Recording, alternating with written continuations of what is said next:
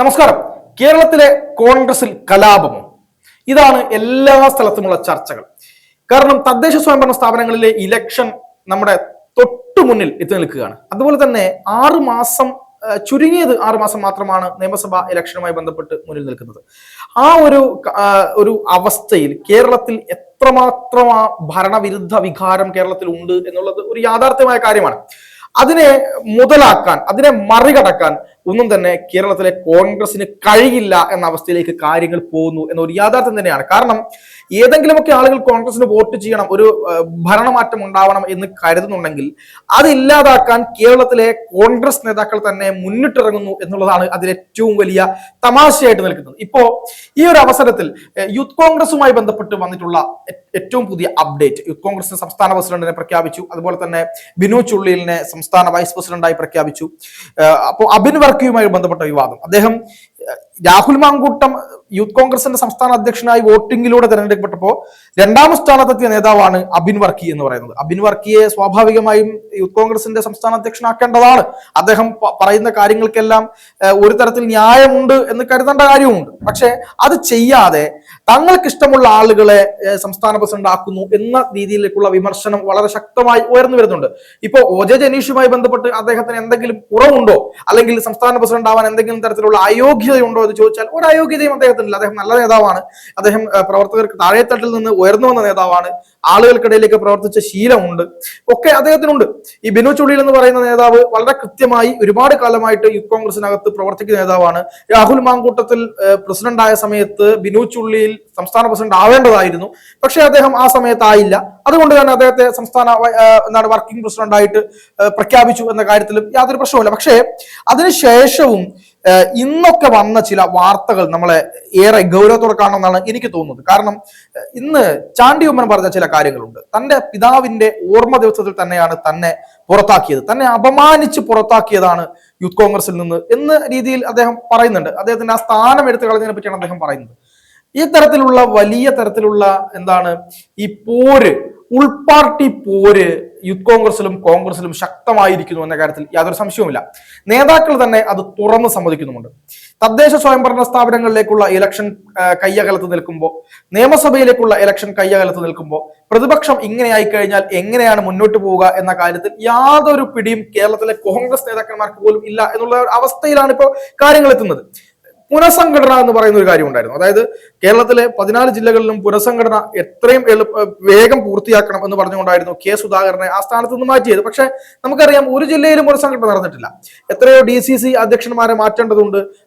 വളരെ ചുരുങ്ങിയ, അതായത് കോഴിക്കോട് ഉൾപ്പെടെയുള്ള ചില ജില്ലകളിലെ DCC അധ്യക്ഷന്മാരെ ഒഴിച്ച് ബാക്കി എല്ലാവരെയും മാറ്റാൻ പോകുന്നു എന്നൊക്കെയായിരുന്നു. ഒന്നും നടന്നില്ല. കാരണം ഈ പുനഃസംഘടന, 14 ജില്ലകളിലെ പുനഃസംഘടന പോലും നടത്താൻ കഴിയാത്ത നേതൃത്വമാണ് ഇന്ന് KPCCക്ക് ഉള്ളത് എന്ന രീതിയിലുള്ള വിമർശനമാണ് ഇപ്പോൾ വന്നുകൊണ്ടിരിക്കുന്നത്. അതുപോലെ കേരളത്തിൽ ഭരണം പിടിക്കുക എന്നതിലേക്കപ്പുറത്തേക്ക് എനിക്ക് നേതാവാകണം എന്ന നിലയിലേക്കുള്ള കാര്യങ്ങളാണ് കോൺഗ്രസിനകത്ത് ഇപ്പൊ നടന്നുകൊണ്ടിരിക്കുന്നത്. അത് പരസ്യമായിട്ട് അവർ പറയില്ല.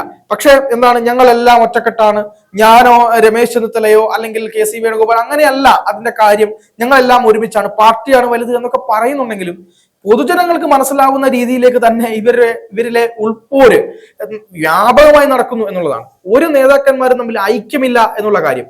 നമ്മൾ CPM-നകത്ത് വലിയ ജനാധിപത്യമില്ല, അല്ലെങ്കിൽ അവിടെ പിണറായിയുടെ നിർദ്ദേശമാണ് കാര്യങ്ങൾ നടക്കുന്നത്, പിണറായിസ്റ്റ് ഭരണമാണ്, ഈ പിണറായിസ്റ്റ് പാർട്ടിയാണ് CPM എന്നൊക്കെ പറയുമ്പോഴും അതിന്റെ ഗുണം അവർ അനുഭവിക്കുന്നുണ്ട്. കാരണം ഒറ്റ അഭിപ്രായമേ അതിനകത്തുള്ളൂ. ഇത് കോൺഗ്രസിനകത്ത് ജനാധിപത്യത്തിന്റെ ഏറ്റവും വലിയ ഉദാഹരണമാണ് കോൺഗ്രസ് എന്നൊക്കെ പറഞ്ഞ് ഇതിനെ ന്യായീകരിക്കാൻ കഴിയും. പക്ഷേ അങ്ങനെ ന്യായീകരിക്കുമ്പോഴും കോൺഗ്രസിനകത്തെ എല്ലാ പുഴുക്കുത്തുകളും പടമുയർത്തിക്കൊണ്ട് കോൺഗ്രസിനകത്തുള്ള എന്തൊക്കെ ഭിന്നിപ്പുകൾ ഉണ്ടാക്കാൻ കഴിയുമോ അത്തരത്തിലുള്ള ഭിന്നിപ്പുകളൊക്കെ ഉണ്ടാക്കാനുള്ള ശ്രമം കേരളത്തിലെ കോൺഗ്രസിനകത്ത് നടക്കുന്നുണ്ട്. ഇത് ഒരു തരത്തിൽ CPM-നും BJP-ക്കും വലിയ രീതിയിൽ ഗുണം ചെയ്യുമെന്നുള്ള കാര്യത്തിൽ യാതൊരു സംശയവുമില്ല.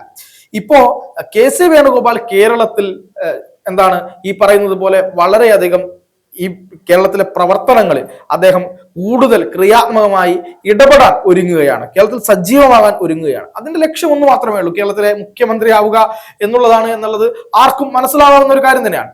അതുകൊണ്ട് തന്നെ VD സതീശൻ ഉൾപ്പെടെയുള്ള, രമേശ് ചെന്നിത്തല ഉൾപ്പെടെയുള്ള ആളുകൾക്ക് ഇതിൽ താല്പര്യമില്ല എന്നുള്ളതാണ് യാഥാർത്ഥ്യം. ഷാഫി പറമ്പിൽ അതുപോലെ തന്നെ രാഹുൽ മാങ്കൂട്ടത്തിൽ വി.ഡി. സതീശൻ കൂട്ടുകെട്ടുണ്ടായിരുന്നു. ആ കൂട്ടുകെട്ട് പെട്ടെന്നാണ് തകർന്നത്. രാഹുൽ മാങ്കൂട്ടത്തിലിന്റെ വിഷയം പൊന്തി വന്നതിൽ ഉൾപ്പെടെ ഈ കൂട്ടുകെട്ട് തകർന്നതിലെ അതിനൊരു പങ്കുണ്ട് എന്ന് ഇപ്പോഴും കോൺഗ്രസ്സുകാരും അതുപോലെ തന്നെ അവരെ അറിയാവുന്ന ആളുകളും ഒക്കെ വിശ്വസിക്കുന്നുണ്ട്. അപ്പോൾ ആ ഒരു എന്താണ് ഒരു ധ്രുവം ആ വി.ഡി. സതീശൻ, ഷാഫി പറമ്പിൽ, രാഹുൽ മാങ്കൂട്ടത്തിൽ ഗ്യാങ് അവിടെ പൊട്ടുകയും അവിടെ വേറൊരു ഗ്യാങ് കൂടെ രൂപപ്പെടുകയും ചെയ്യുന്നു എന്നുള്ളതാണ് നമ്മൾ ഇപ്പോ കോൺഗ്രസിൽ കാണുന്നത്.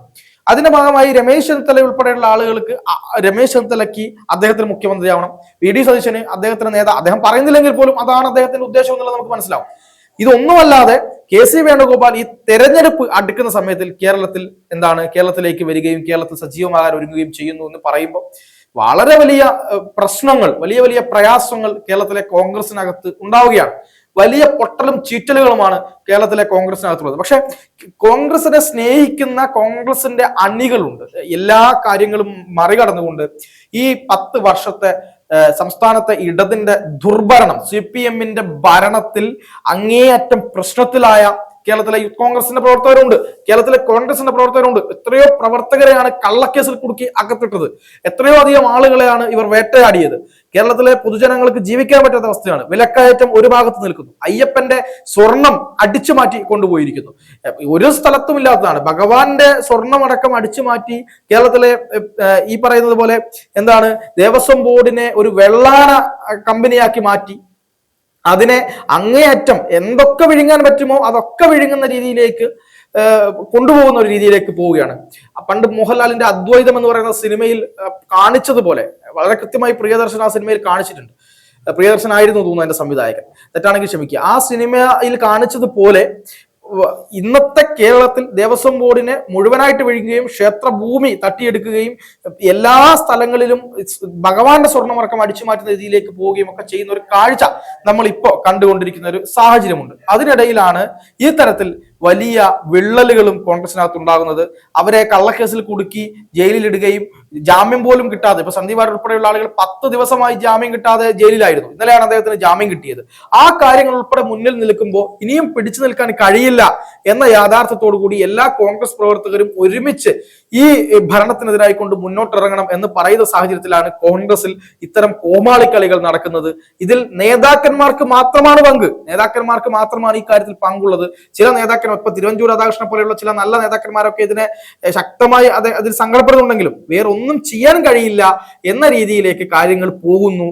ഇത്തരം കാര്യങ്ങൾ കേരളത്തിൽ മറ്റൊരു രാഷ്ട്രീയ ഭൂഖണ്ഡം അല്ലെങ്കിൽ ഒരു രാഷ്ട്രീയ ധ്രുവം അത് സൃഷ്ടിക്കും എന്നുള്ള കാര്യത്തിൽ സംശയമില്ല. BJP-ക്കും ഒപ്പം CPM-നും തന്നെയായിരിക്കും കോൺഗ്രസിന്റെ ഈ ഒരു പടലപ്പിണക്കങ്ങളും പൊട്ടിത്തെറികളും കാരണം കേരളത്തിൽ വലിയ നേട്ടമുണ്ടാകാൻ പോകുന്നത് എന്ന കാര്യത്തിൽ സംശയമില്ല. ഇനിയെങ്കിലും കേരളത്തിലെ കോൺഗ്രസ് നേതാക്കന്മാർ തിരുത്തിയില്ലെങ്കിൽ വലിയ തിരിച്ചടികൾ കേരളത്തിലെ കോൺഗ്രസിന് ഉണ്ടാവും എന്ന കാര്യത്തിൽ സംശയമില്ല.